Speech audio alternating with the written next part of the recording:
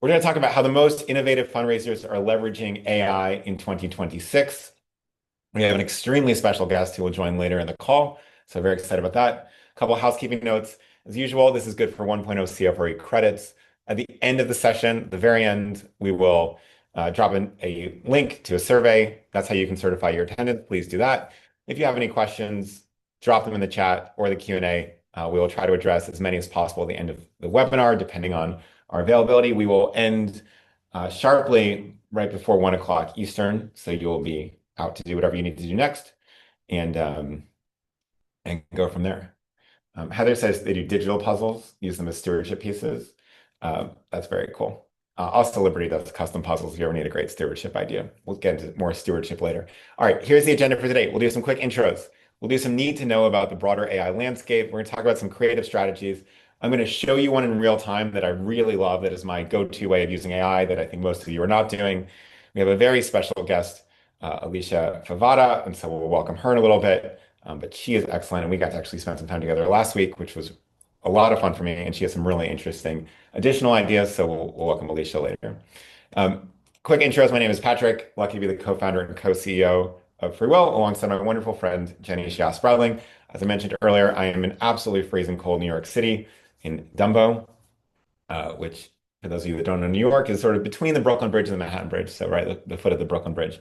It is beyond freezing today. Jenny's out in a little bit more temperate Seattle, Washington. We are lucky to run FreeWill, which is the biggest estate planning and plan giving solution in the United States. We work with 2,300 leading nonprofits, including folks like the American Diabetes Association, the United Way, the National Urban League, Greenpeace, and many more. And we love doing it. And a lot of you are FreeWill partners, and so I just want to say a special thank you to you all for that.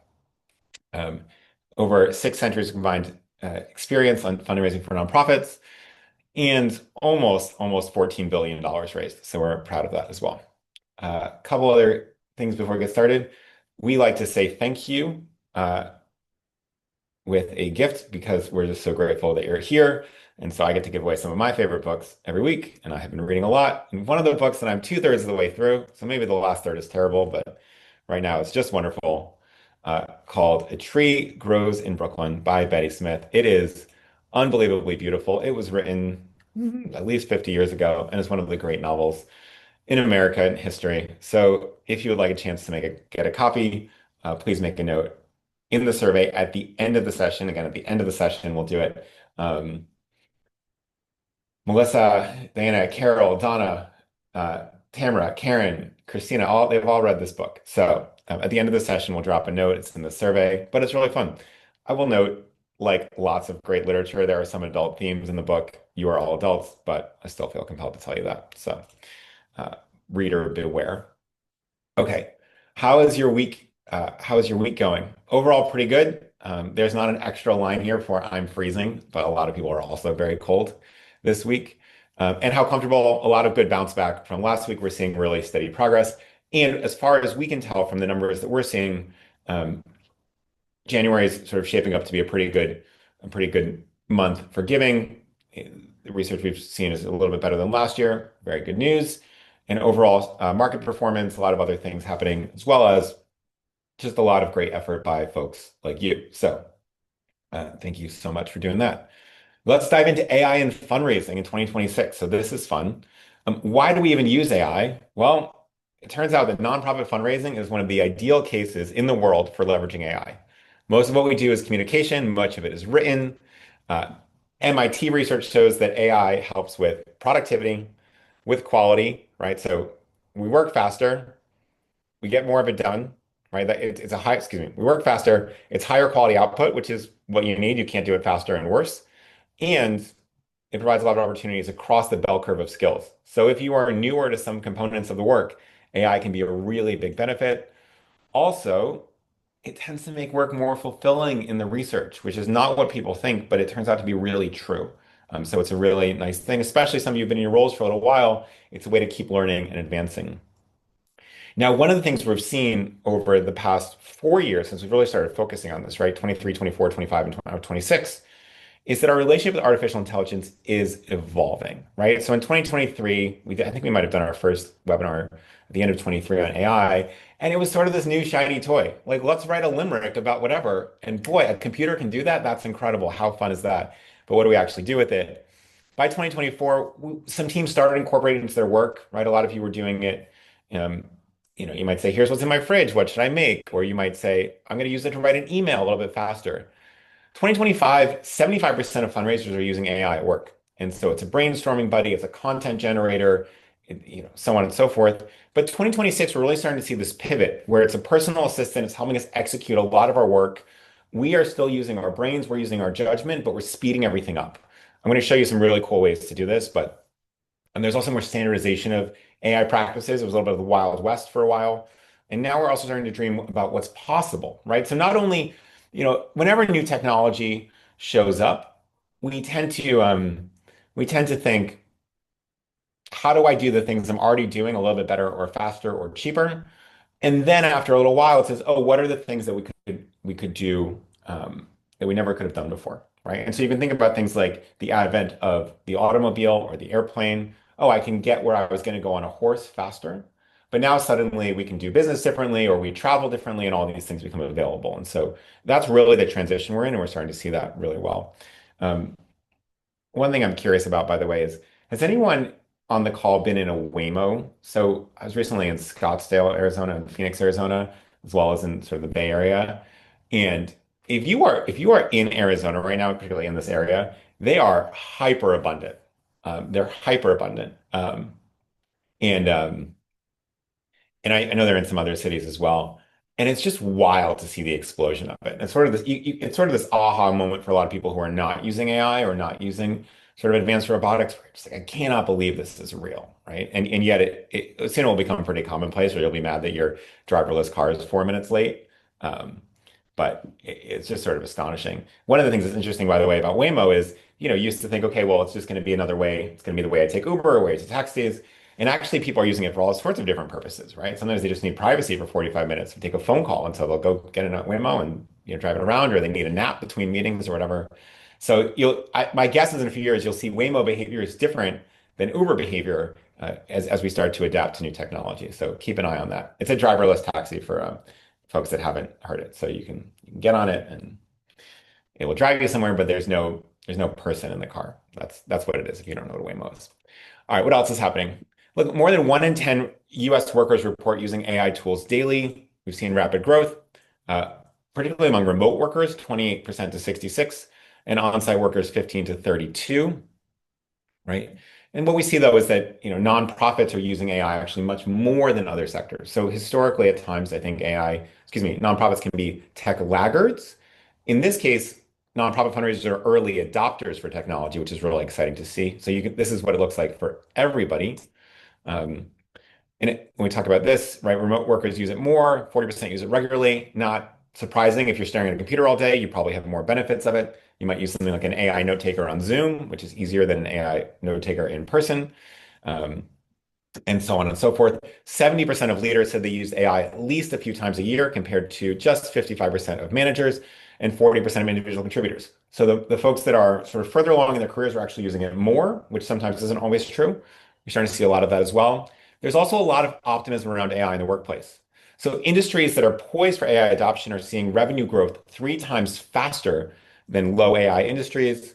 And more than 70% of workers who have used Gen AI expected to create new opportunities and to learn new skills to be more creative and to improve the quality of their work. Now, one thing we will not talk about today, but I think is really, really important about AI, is that it's going to make a lot of businesses more productive, which it means it's going to make some businesses more profitable, which means it's going to increase the stock prices and the asset price of these businesses. And there's going to be a lot of wealth created. That is going to be a very good thing for philanthropy across the board. And so I think you're going to see radically more giving in 5 years than you do today. And part of that will be the rise of AI. And I think the continued shift that we're seeing across the board to non-cash giving and asset-based giving. A lot of you are really making a big effort in 2026 to focus on non-cash giving, right? Stocks, QCDs, donor advised funds, et cetera. We'll talk more about that in future webinars, but this is really important. And so much of the sort of overall trajectory of giving is dependent on market performance, which should be promising based on AI. and you're going to see a lot of folks with a lot of money. And so hopefully we're going to help ask for that money and put it into really amazing things. I want to show you something really interesting. This is when we ask you all, how do you use some form of AI in your work? Now take a look at this. Look at this graph over time. So what happens is March of 23. So this is less than 3 years ago. Only 11% of y'all were using it. July, massive, right? That March to July, we have a near tripling. And then you see really sharp growth through October 24. And then what happens? You basically have hit a rough cap-ish, June 25, October 25, February 26, even January 25. We've only grown another 5% over the course of the whole year. So what it means is that basically three-quarters of us are using it and using it regularly, and then a quarter of folks are basically saying, "Well, it's not for me." So it's interesting to watch this dynamic where you sort of have this rapid growth and then it levels off um, pretty interestingly. This is fundraisers, right? Who filled out our survey. So this is you all. If you were here, you would have gotten this survey in advance. Now, personal life is interesting. We saw actually a little bit of a drop from October to February. Some of this can just be statistical noise, right? But you see how quickly this grew across the board.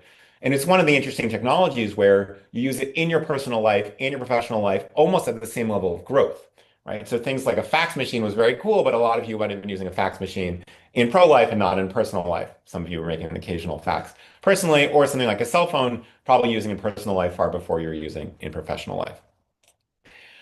How are we doing, right? What's our proficiency? 1 to 5. Look, you have a lot of threes. You have not a lot of fives. Maybe the fives just didn't want to come today. A couple ones, no problem. We're going to help you out here. And the average is 2.6. So if you're trying to figure out, am I ahead or behind of other people? This is roughly where you are. And so if you're at 2.59, you're squarely average here out of five. Gives you a sense. We also have some really lovely graphics along the way. So when we ask you how you're using your professional life, here are the top 5 ways.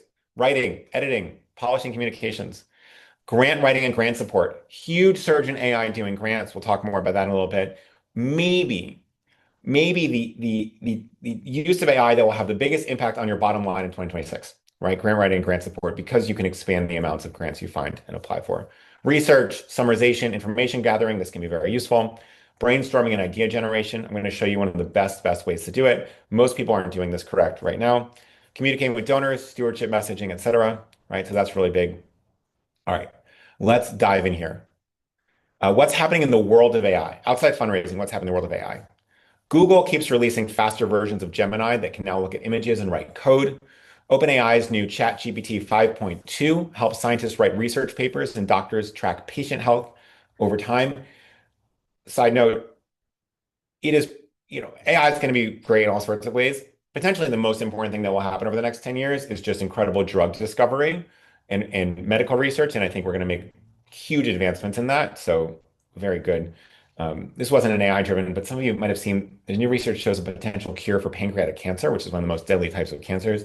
New breakthrough out of Spain. So there's just a lot of great things happening in health and health tech that is just wonderful for the world. And hopefully you basically get these cures that are discovered, and then you can actually make them much more affordable, which is also really important, right? Anthropic added Claude to Excel, so now a lot more people who are doing spreadsheets are using AI. Apple partnered with Google to rebuild Siri, right? Apple has been very behind on AI, so now they're doing more of that. So you can say, "Hey Siri, what's the capital of Turkey?" Um, and some of you will know that, but it is not Istanbul as you're thinking. I think it's Ankara. But the Apple's just had a terrible experience with AI, and so being able to partner with Google will make it widespread. And of course, the iPhone is the most common cell phone in the United States, and so you'll start to see more people using it. That way, Alibaba, Chinese company, released Qwen 3 Max thinking for complex problem solving. And so this does incredible math and research work. It's open source and real-time multilingual translation, which is also, again, the thing that just feels like it's straight out of the Jetsons, right? The ability to talk to you in English, you hear me in Mandarin, you speak back to me in Mandarin, I hear you in English, and we can have a conversation. I mean, this is wild, right? We just get to live in the future. How cool is that? I mean, other things that are weird or special or interesting. There's a new country act called Breaking Rust. Some of you have heard this. It reached the top of the country charts in November with a song called Walk My Walk. It's a pretty good song. I will say I've listened to it a bunch. What's special about Breaking Rust? Uh, this person doesn't exist. The song and the artists are entirely AI generated. look, I think there's some bad news for musicians, right, in this. There's also some really interesting good news. I mean, those of you that have ever done um, music work or with a band sort of know this, but the time and money that goes into production, not writing music, not creating music, not jamming with your friends, but the production efforts is so onerous that actually holds back a lot of great artists from making consumable music, at least that you can put up on the internet. And now big breakthroughs in music production, but also potentially some big breakthroughs in music creation. So a lot to sort of unpack there at a different time.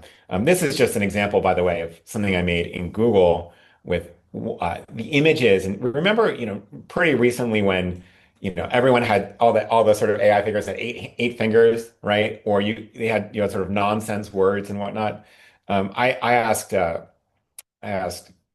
Google Gemini to create a little comic book version of QCDs for the Brooklyn Botanical Garden, which is right down the road from me in Brooklyn. And I mean, this is really good, right? Good images, good text, good research, good clarity, good storytelling, um, just like that. And so lots of cool opportunities to create a lot more great uh, uh, content at a way that just wasn't possible for an organization like that in the past.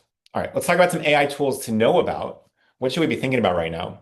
Look, you've heard of ChatGPT. We won't talk about this much. $20 a month for the pro version.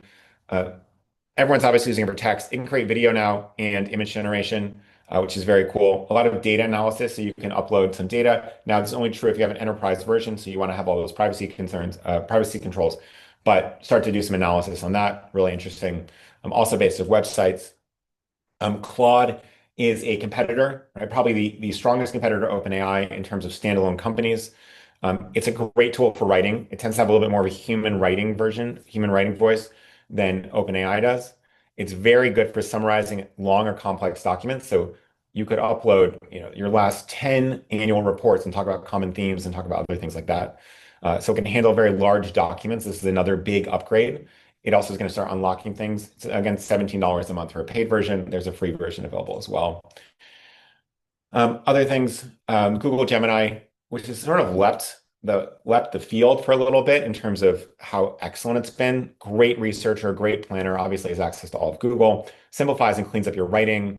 You can use it in Chrome for auto browsing. You can make image and videos. Again, the more advanced versions are $20 a month, which tends to be the price that these things are hanging out around. So those are the things you've already heard about. I just want to summarize those because I know some of you will be at the sort of very 101 level. Here's some things you haven't thought about, but I wanted to tell you about. And again, we don't have any relationship with any of these folks. Gamma. So Gamma is AI generated presentations, web pages, documents, and more. A lot of people are using this to make slide decks, right? Multiple languages, offers different theme options, free and paid. But if you're trying to make a slide deck for a donor, this can be a lot faster than Google Docs. Canva for nonprofits. A lot of you are on Canva. There's some free design templates, graphics, image editing, and more. So this really is a big unlock for design, right? A lot of you don't have in-house design talent. Some of you have designers. Those designers can be a lot more productive with Canva for nonprofits, and a lot of people like that. Um, Someone says it's Gamma free. I think there's a free version, and of course, like a lot of these companies, there's a free and a paid version. This is free for registered nonprofits who apply. And so if you're a smaller team and you think, man, historically our stuff has looked terrible compared to the Red Cross or Greenpeace or the Sierra Club, now we can actually have really pro level design. And I think that we undervalue how important just beautiful stuff is in terms of getting donors to be moved. Other things, Fireflies.ai and Otter.ai, these are note takers, so you can bring it to a meeting and transcribe and summarize your virtual meetings. Again, free versions, paid versions, as you know. And then Whisperflow, which might be my favorite tool of all of them. Now, it's sort of a quasi AI tool, but it's a voice to text tool that turns speech into clear, polished writing across a wide range of apps. So I'm going to show you this later, but basically what I do is have a keyboard on my Apple keyboard, right? You hit the function button, which I've set up, and it goes into text to speech. Now, one of the problems is if you transcribe this webinar, it's not going to look good in writing, right? We don't talk the same way we write, and my writing is much more concrete and concise, and my talking is not.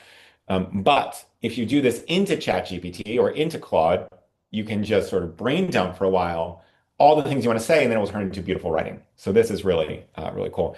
Um, the difference between Whisper and Otter, by the way, is Otter is sort of designed for like note taking in a meeting. Whisper is just me, right? So I'm sitting here, let's say that, you know, Kyle Martin just chatted. So, I'm gonna say maybe I want to write a thank you note to Kyle at the end of this. All right, hold down and say, Kyle just came to this webinar on AI. Really appreciated him having him. He added a lot of thoughtful notes in the chat. Just want to write him a quick thank you note, and then we'll do all that as well very quickly. So we'll check that out. Again, it's free for computers and phones, and there's a $12 a month. Basically, what happens is they cap you at the number of words, and I tend to run out of the words pretty quickly. Other AI tools. Grant Assistant. So Grant Assistant's the leading AI grant writing tool that can help you research, draft, and complete new grant proposals in 1/3 of the time. Um, the big deal here, and FreeWill does have a very formal relationship with the Grant Assistant, by the way. So I just want to be upfront about that. Is it uses AI to help you find new grants to apply for and then helps you apply for them. So that 1-2 punch is a way to drive more fundraising, right? Not just to save you time, although it'll obviously save you a lot of time. It's to drive more money to you. And we think that grant finding and grant writing might be the single biggest driver of revenue growth using AI right now for nonprofits. So check that out.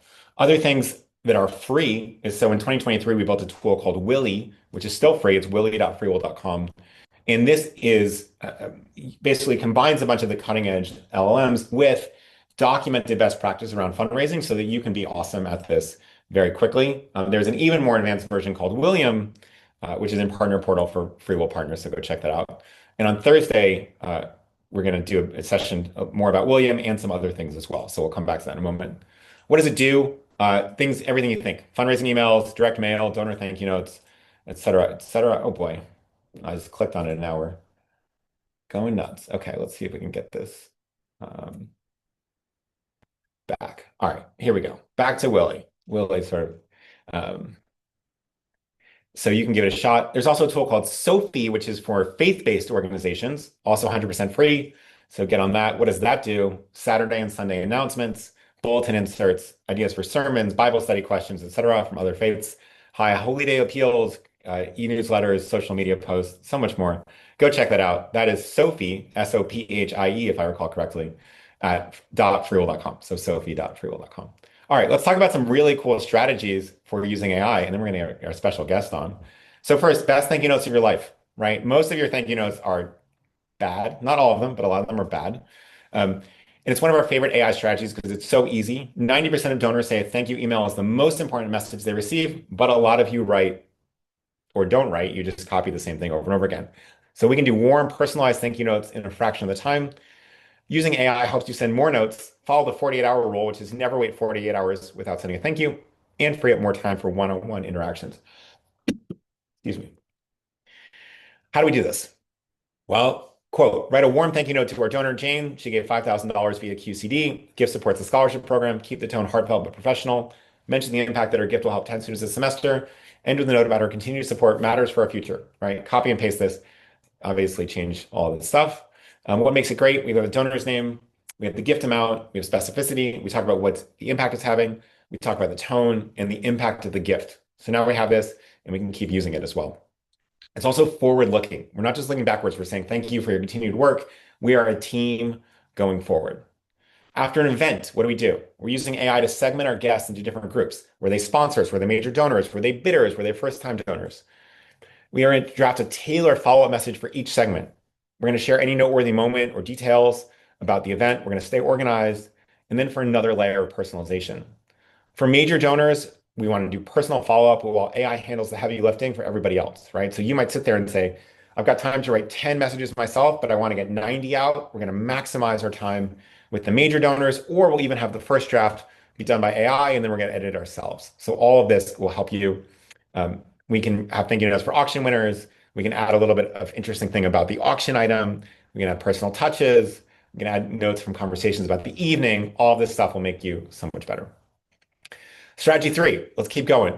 You have to get better at major gift asks for tax season.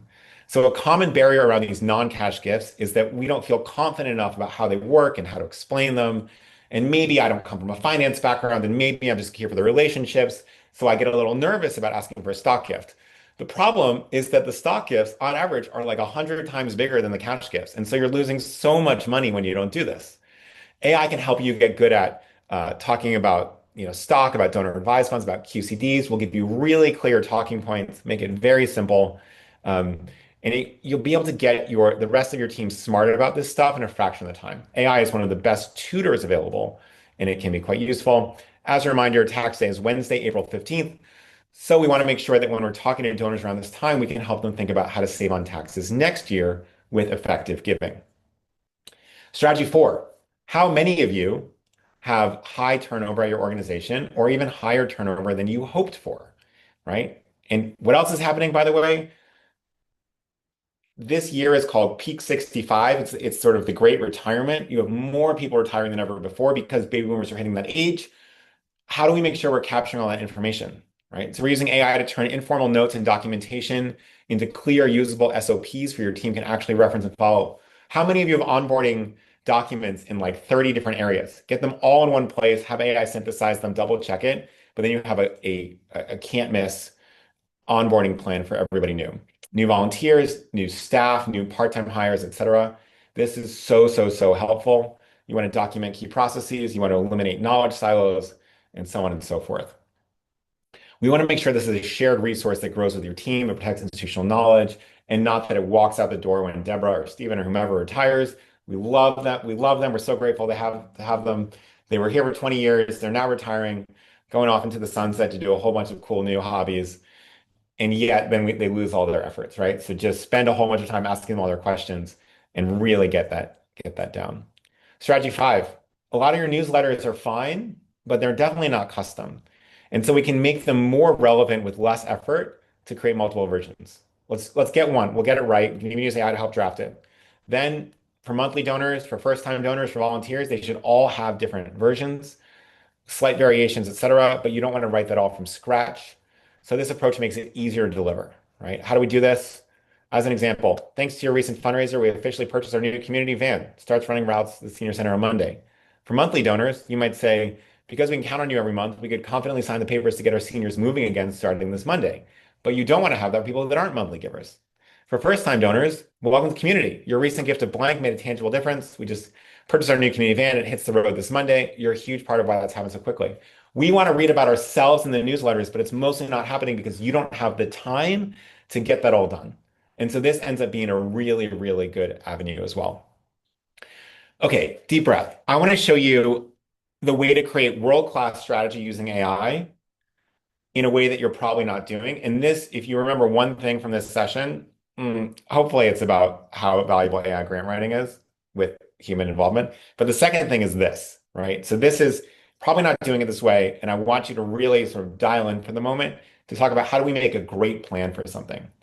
So who in the chat has a thing they're trying to solve, whether it's planning a new monthly donor strategy, whether it's a gala, whether it's an end of year plan, whether it's something else. Okay. Sorry, instead of saying me, tell me what it is. Thank you very much. All right. Okay, we've got a bunch of stuff. All right. So Alton said implementing plan giving. So let's take a look at that. So we're going to try to implement plan giving. Now, Alton, if you don't mind, or anyone else, what organization would you like to do this for? So we're going to implement a plan giving program. Okay, the Fourth Dimension Recovery Center. All right, great. Okay, so I want to show you this, and then we're going to walk through this with the Fourth Dimension Recovery Center, and I am going to, we're going to see if it works. So be patient with me. Here's what we do. For anything even remotely complex, most people are getting prompt engineering totally wrong. AI might be smart, but what it doesn't have is all of your background and all of your context. So you have the context, right? Putting it up front is a huge pain, right? Typing it all out is a huge pain. This is like any new employee you have, right? You have a new employee, and it's not that they're dumb and you have to make them smarter. They're already smart, they just don't have the context and the judgment that you have. So here's what to do. I want to do blank, ask me 15 questions to get all the context you need, then make an outstanding plan for me, right? That is the model. And the tip here, we talked about the text to speech.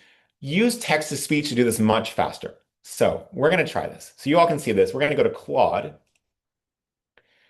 I actually don't know much about the Fourth Dimension Recovery Center. So I'm going to say, tell me about the Fourth Dimension Recovery Center. So this is so we can all learn about it at the same time. So what is this? It's a substance abuse treatment facility. We're going to research about it. There's a few of the different names. There's one in Milwaukee. Well, we're going to focus on the one in Milwaukee. So to keep this forward, it's a locally owned, operated rehabilitation center in Milwaukee. It provides a safe, structured, support environment for those seeking sober living. Really important. Over a decade in the Milwaukee community, day treatment, intensive outpatient, et cetera. Right. So, Elton, help me out if this is in Milwaukee. But we'll go with this. It's okay. He's in the one in Oregon and Washington. So Oregon and Washington, separate in the Pacific Northwest. It's a peer-led recovery organization helping young people, okay, amazing, with mental health challenges, uh, substance use disorder, mental health services, etc. Okay. So now I'm going to say, great, we're focusing on the one in Oregon and Washington.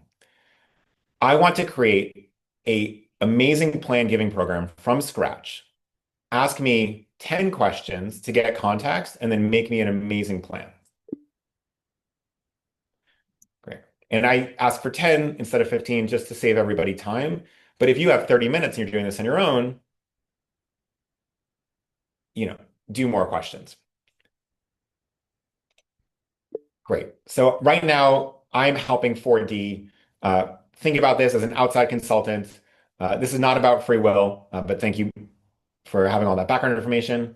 What do they raise annually now? They raise about $2 million a year. It's mostly individual donors. There's a $200,000 annual grant from foundations, nothing from governments, and we have one big gala every April. So that's what we do. Do we have any plan giving infrastructure? No, not at all. I think we have one line on our website, but we're basically starting from zero. Donor database is about 20,000 people, and it's really tends to be mostly folks that are a little bit older, probably 40 to 80. A lot of it might be parents of kids that were previously in it or people in the community, and we have a lot of volunteers. Our most loyal supporters are people usually who had some connection to someone who went through it. We also have a dozen people on the board. Alumni maybe are not yet plan giving prospects, so we can scratch it off the list. Staffing capacity. Oh, we have a new staffing assistant. Her name is Maria. She's been out of college for a couple years, and so she's probably going to do this. She'll have about half of her time. We'd like to do this in the next year, right? So really get something up and running before December 2026. And we probably have $100,000 to spend on it. We can do that in legal or marketing or whatever. We don't necessarily know what to do yet. Oh, do we have compelling legacy stories? Oh, we have so many great stories. We just have incredible stories about this. Um, I think on gift vehicles, we want bequests, but also things like maybe IRA beneficiaries, things like that. But keep it simple. We're pretty new. And then this last question I scrolled down to. Oh man, I would really love like 5 bequest notifications in year one. That's what that would be awesome for me.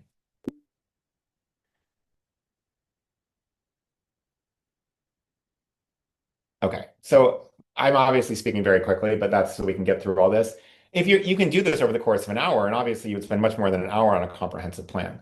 So now we have just a ton of information in a relatively short amount of time. You weren't going to sit there and be like, oh, please make me a plan. Maria's got half time. We've got this many donors, etc. It really helps you sort of get your head around it.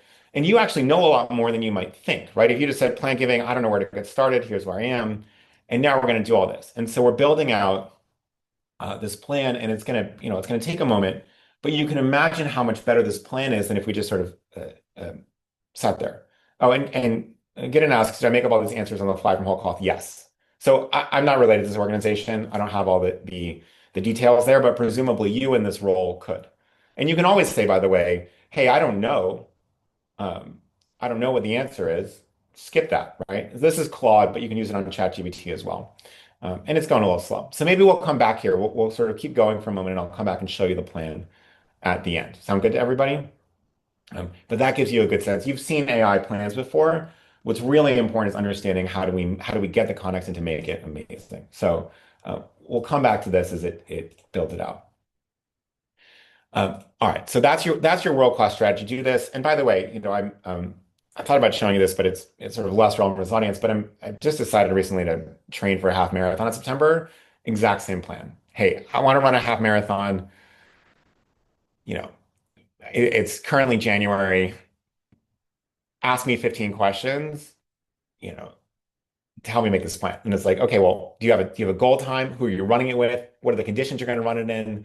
How much do you weigh? How tall are you? What's your current mile time? It's not very fast, et cetera, et cetera. And then we'll say, okay, great. Do you have any other goals? I'll say, well, I don't, I've been weight training. I don't want to lose a lot of muscle while I do this. I don't want to make that any better. And so it'll go on and just, keep asking you questions. Then eventually it has this, pretty amazing plan that I've been trying to follow. And then at some point I tweaked my angle a little bit and said, hey, tweaked my angle a little bit. How should I adjust this? And it made full adjustments. And it's been super helpful that way. So lots of good things. You can always go back to it if you have new information. All right, we have an amazing guest to join us right now to share a little bit about her experience because she's also just been incredibly creative on this. So I want to welcome Alicia Favata to the call. Welcome, CFRE, very impressive. So glad to have you here. I actually got to spend some great time with Alicia last week, which was a real treat for me. Chief Advancements Officer at the Delta Zeta Foundation, Senior Advancement and Philanthropy Leader, tons of experience in higher ed, in nonprofit governance and donor engagement strategy. Focuses on the thoughtful use of AI to strengthen relationships, to support smart and planned giving, and improve decision making without losing the human element. Now, she also lives in the Hudson Valley, so right up the road from me. I assume it's quite cold for you with her husband and two kids. So we're so glad to have Alicia here. Welcome, Alicia. Thank you. Thanks for having me. I'm going to stop sharing my screen for a moment so we can just talk a little bit. But one thing I want to say about Alicia is, you don't have a big tech background, right? No, No, no, I do not. you're just a very smart, thoughtful person who's been using AI to figure it out. And like many people, you might have more work to do than resources available and more things to do than time uh, on the whole level. But just tell us for a little bit about your fundraising program and how you're using AI and where it's had the biggest impact so far. Yeah, absolutely. First, I just want to know, I see a lot of Delta Zeta sisters in the chat that are saying they're Delta Zeta sisters. So, hey, sisters, love that. Thanks for saying hi. Yeah, so our team, we have a small team here, limited resources. And so I heard this term recently, and this is really how I think about AI as being a curious generalist. Mm, So, really exploring what is available out there and how we can use it to maximize our time and just implement systems to advance our fundraising efforts. So my team have a lot of different creative ways they've been using it. They're constantly teaching me things. One of them, I asked for some thoughts like, how are you using it? She is creating Excel spreadsheets and complex formulas that are just incredible, way beyond what I can do, but AI can help me do it. So using it in a lot of the ways that you mentioned, Patrick, in drafting, redrafting communications, really helping broaden that, making things more personal, um, taking things that are stale and just bringing them back to life. That sure. has been really helpful. Automating touch points, kind of similar to like a marketing drip campaign. So I've done a few similar plans with AI, what you just did. Although I did not know about the voice thing. I got to download that and get on that because that would have taken a lot less time. A lot less time. For first time donors and plan giving, what does this look like? What are the great touch points? And then ideally putting that into our own project management database system to give us the go to do it. Totally. And you have a couple of specific examples of how you used it that I thought were super interesting. Would you mind sharing one or two? Sure. So one of them I know we talked about was travel planning. So especially for those road warriors on the call here, I know in the past I've spent hours saying, okay, I'm going to Sarasota here. Let me Google Map. Where does this person live? Where does this donor live? And putting that all into AI saying, I'm flying into Sarasota on this day. Here are the 5 cities I'm trying to reach, the donors that are, the cities they live in that we're trying to reach. Fill out this schedule for me, maximize my time with the short amount of time I have here. Here's the anchor visit, and how do I reach these other people in the short amount of time? Give me a hotel to stay in, or show me, your recommendations on hotel. This is the kind of area. Basically, just dumping it all in there to create a full plan for us there. The other thing that has been really great for us, and I saw someone mention this in the chat, was Google Notebook. So we took our case for support. We are in the quiet phase of a comprehensive campaign. And we took our case for support and put it into Google Notebook to create a video presentation for us in a really consumable way to share with others. This is what we're doing. You know, we have the standalone booklet that you can, you know, we can talk over with donors, but let's say, hey, you don't have a limited time. I'm going to chat with you. I'm going to go over this. And then I'm going to follow up like, hey, here's a video. People are consuming things via video, right? We all are. So that has been a really great additive. I mean, this is amazing. And I think you just used ChatGPT for that travel planning. Is that right? I did. It was Yeah. totally So chat very GPT. simple, right? And there's no sort of Yeah. secret magic travel planning. And so you were headed to Sarasota and the area, you mapped it all out, you had great conversations, and then you followed up with this video that you made, and you probably have a sense of, I mean, that video probably would have cost you tens of thousands of dollars or five or Oh six yeah. thousand dollars, in the past, and now it's 20 minutes and you can do it. Um, Yeah. when you think about content creation, you're using tools like William or using Open ChatGPT. What are you using for emails, thank yous, etc.? Yeah, so William has been great, especially for more complex donor pieces. I would say some of our basic communications, ChatGPT, Gemini, everyone kind of has their own flavor of what they like on our team. But William's been great really with more complex, hey, give me the language I really need to get out there to the donors. I've used it for both, hey, this is what I want from scratch. Just can you write this for me? And then I can make it my own because nothing should ever go out without a human eyes on it and human touch. Exactly. And then also, hey, here's what I have, but it's not sitting right with me, right? It's not something's missing here and putting it in there. Can you make this tighter? Can you just enhance it for a donor to read? Yeah, that's great. And then one thing you mentioned to me is that you mentor a lot of folks, and one of them was applying for a Yeah. new job. Tell us a little bit more about how you use AI to help them with interview prep. Yeah, so I have a graduate intern, and she is currently interviewing for a position at a university for a major gifts officer. And so she asked for some help. I said, of course. One of my favorite things to do is to mentor and coach people. And she sent me the job description. And so I have questions. I've hired people. I know what to ask her, but I'm not hiring for this role. So I put the job description into ChatGPT. I said, give me the questions. I'm doing a mock interview. Give me the questions to ask her to help prep her. Then from that, give me follow-up questions. So basically, it created this whole plan that if she answers this way, here's what I'm going to ask her to dive deeper. If she answers this way, here's how I'm going to answer to dive deeper. And then I had it create coaching. How am I coaching her to make that answer stronger based on the job description? I obviously have um, my own knowledge and experience to help coach her as well, but it really helped me refine the questions based tailored to the specific job she was This is applying for. great. And then, a lot of you are obviously thinking about, career growth is a great opportunity. Some of you are thinking about how do I hire amazing people? And if you have a job description you're really proud of, you can put that into AI and say, what are the right questions I should be asking to make sure I'm unearthing the right kind of person for this role? And so that's really helpful. Obviously, in hiring decisions, we always want to make sure we're using really thoughtful human judgment Yes. on top of this as well.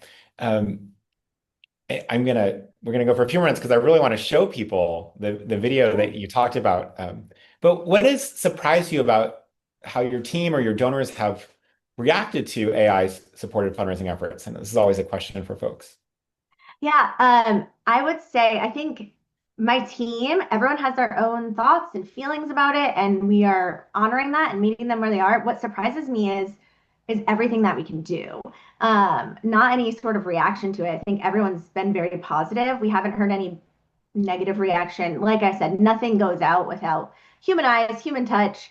And I've even sent things back to some of our team saying like, this needs more human touch, Right. right?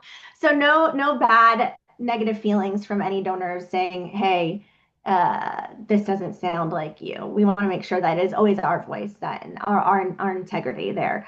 But I think what's surprising me always is what is available. So we're going through a huge database migration right now and shopping for vendors for our donor platform and different pieces. And AI is built into all of them. So you've Mhm. got the smart asks going in and based on your database, based on giving history of donors. One platform was even talking about, even if you don't have that donor history, it's looking at your zip code. Where's your zip code? What is that? What is kind of the wealth of that zip code and creating smart asks? So I think that's where the surprise comes for us and our team is all of the opportunities there are. Yeah, great point. And if fundraisers could focus on just one AI-driven improvement for this year to strengthen their overall fundraising, what do you think it is? Yeah.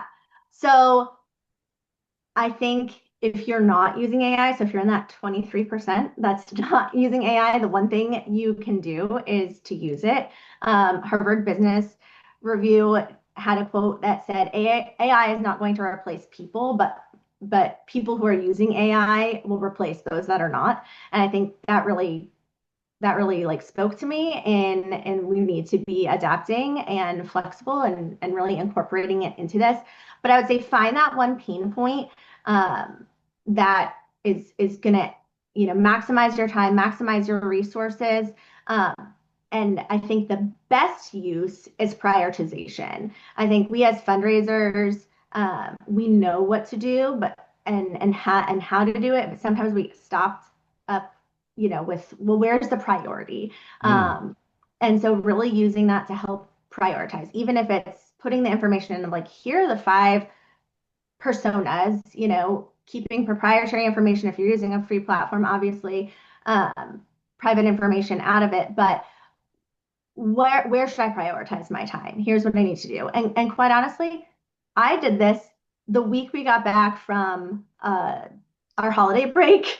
I said, I am feeling stuck getting going to my chat GPT. I said, what are three things I can do this morning to get me back into gear and feel like this is a successful Monday after a long holiday break? So even little things like that, and then you can build that scope out. Where should I focus? Here's the makeup of my portfolio. How do I prioritize? I love that. One of the things when I was at grad school, one of the things we heard all the time was even Michael Jordan needs a coach. Yeah. And this idea of just saying, hey, like, help me think about where to get started. What are my first three, ask me a bunch of questions, and what are my first three steps here? How do I get off on the right foot? And so this is great. So I just want to summarize three great ideas that Alicia brought to you. One is travel planning. You've got these five folks. What should I do? Where should I stay? What order? How long is it going to take me to get there? I mean, that would have taken a whole bunch of effort and a lot of trial and error before that. So great job. Two, uh, using AI to create videos from your asks or presentations using Google's LLM, Google's Notebook LLM. We'll show that in a moment. Really great. Three, this sort of mentoring and job area. Take a job description, think about what questions will be asked based on it. And then four, this coaching, right? I got to do a lot of things today. All of you have to do a lot of things today. What is my priority and what's going to have the biggest bang for my buck, which is so helpful. So I'm going to share my screen and I'm going to I'll share sound and we are going to show you a little bit of this. We're not going to watch the full thing. And I think it's on 1.25 speed just to get folks Welcome to The Explainer. through it. Today, we're diving into how a sisterhood with over a century of history is planning for its next chapter. We're going to break down the whole strategy behind Delta Zeta's ambitious new campaign, Empower the Woman. So, you see this number up here, 125? That's a long time, right? A huge legacy. But what's really interesting is we're not just looking back today. We're exploring how Delta Zeta is using all of that history as a launchpad for its future. And really, when you boil it all down, this entire initiative comes back to one simple but super powerful mission: to empower the woman. So how exactly are they planning to do that? Well, let's get into it. All right, so first things first, we have to start with the why behind all this. What's the big vision? It's all about inspiring action and, well, transforming lives. So check this out. Their 125th anniversary is coming up in 2027, and that's a huge milestone. It puts them at this really pivotal moment. It's like they're saying, okay, celebrating the past is great, but what we're really focused on is building a whole new legacy for the future. So you've got this big vision, but how do you actually make it happen? Well, that's where their ambitious blueprint for the future comes in.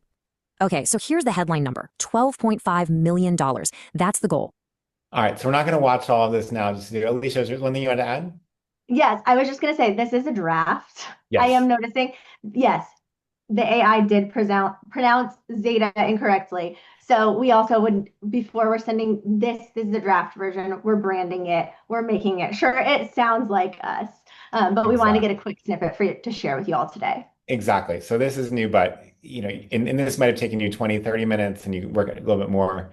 I also want to show folks before we wrap up, this is what came out of the planning that we did with Claude earlier, right? So it's saying, great, it's fantastic. The strategy is we're going to focus on two giving vehicles. We're going to launch a 4D founder circle.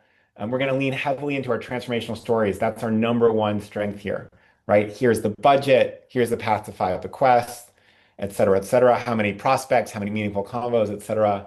And of course, you see a full plan right here, really focused on it. And so we're not going to go through all of this as well. But it tells you what not to do, what not to include, right? Going further down, I think it has it somewhere, a budget allocation. I mean, this is really impressive stuff here, right?